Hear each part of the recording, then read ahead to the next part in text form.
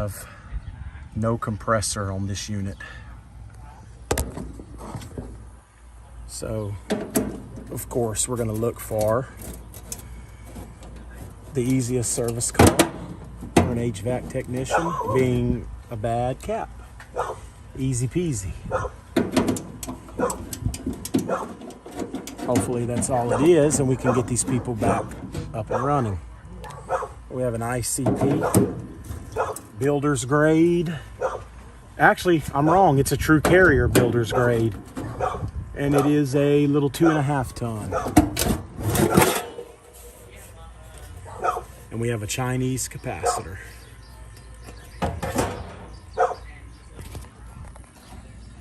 It's a true carrier. You can see that CA13. It's a 13 SEER.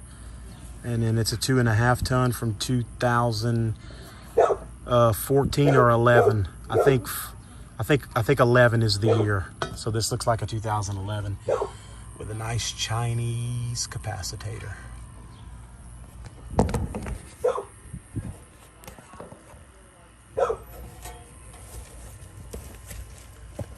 So we're going to test that.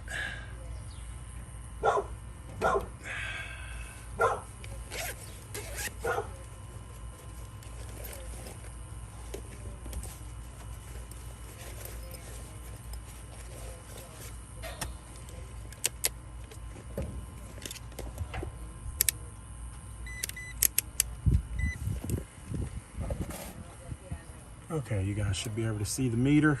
It's on microfarads. Common to Herm. We have 0. Let's check the fan was running, but we'll check it just for shits and giggles. Fan's putting out about,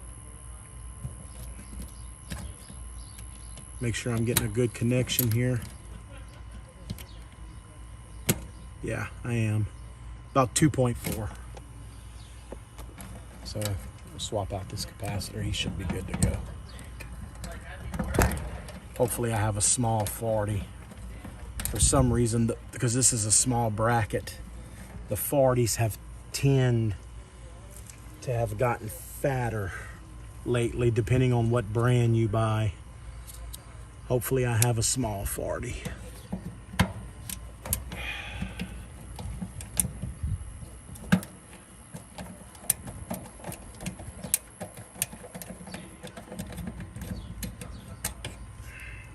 I need to go to Carrier and pick me up some of these brackets like Ted did. Pick up some big ones and some small ones, because if I had them, I could just switch the bracket.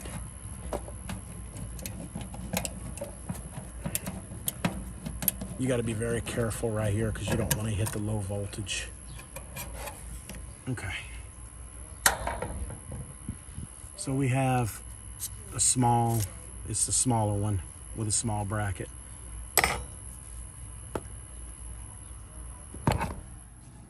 So of course all I had was the fat 40 instead of the skinny.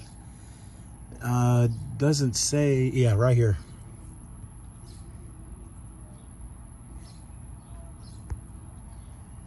Made in the USA. So these work really well for the fat ones. This is a 2-inch EMT clamp. You have to kind of just bend it, like expand it a hair, but they hold the fat capacitors really well. But I'm gonna go get me, I'm gonna keep this on the truck. I'm going to buy the small ones and the big ones, because these are the best capacitor brackets right here. I love them. But these, this 2-inch EMT does a really good job too. So I'll try to show y'all how I do that. I'm gonna test this capacitor first. And from common to Herm, we get 40, and then common to fan, we get 5. So we're gonna mount this out of the way.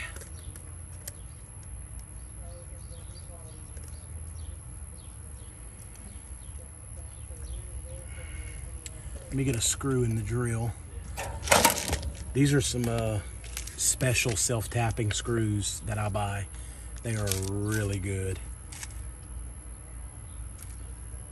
They're awesome.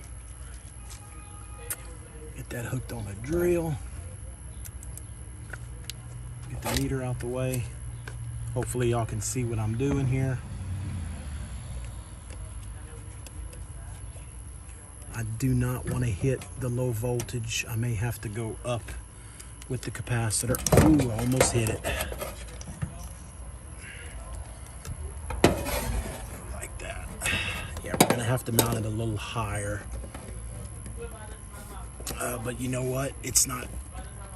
I said the EMT clamp was gonna work, but it may not. It may not work.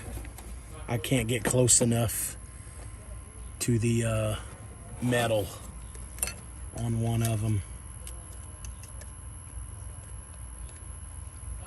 unless I go get a really long screw, which I may do. I can probably get it started with one.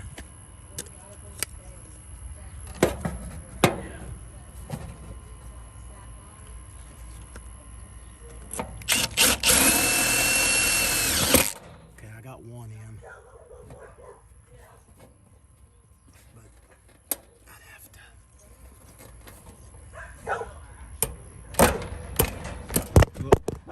Y'all. See, here's the problem I'm having. I got one in, but this one's too far away. But I'm gonna try to tap it in. So I got a 3/4 bit tip screw and then a 2-inch zip screw. I know for sure the 2-inch zip screw will get the job done, but I'm hoping maybe this 3/4 bit tip will be long enough.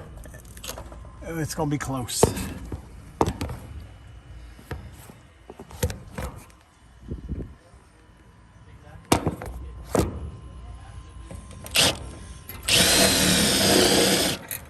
We're gonna have to go with the 2-inch zip. And there's no coil behind here, so I'm safe. Oh, I found it. Okay, that's perfect. That is nice and tight and not going anywhere, I promise you. So this is our Herm. These are our commons. The yellows. We have one more yellow for common from the fan motor. And then, of course, our start winding for the fan. All right, she should fire. And like I said, she's nice and tight. So you can get away with one short screw, but you're gonna need a long screw on the other side. But they do make a good bracket.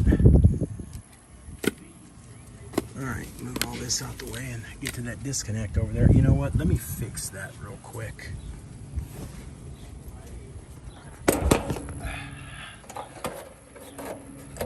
Oh, that thing. There we go.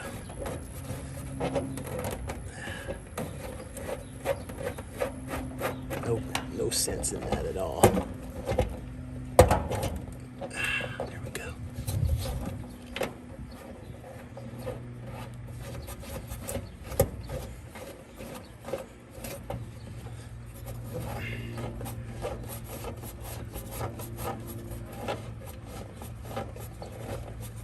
Okay, there we go. All right, so now we got that fixed. That makes me feel better. I tightened up the nut in here. Now we just gotta flip that disconnect. It's one of them square D breaker type disconnects. It's not a circuit breaker per se, it's just a disconnect. Let's take a listen and see if she fires. Yep. I heard the compressor come on. All right. We'll let it sit for a minute. Okay, so I lost my quick gauges, so I just kind of throw these on here just to check the suction pressure. I have no reason to think that this system was low in refrigerant because he said it was cooling fine before it just stopped. So that would say the capacitor was the only issue. I like that suction pressure. I'm not going to go any further into checking the refrigerant charge unless he wants me to. I'll offer it. But he's back where he was, up and running. We have a nice sweaty suction line. I know that's not scientific, but I did check the suction pressure. The suction pressure is on point where I expect it, so I'm going to leave it alone. Unless he wants further service done.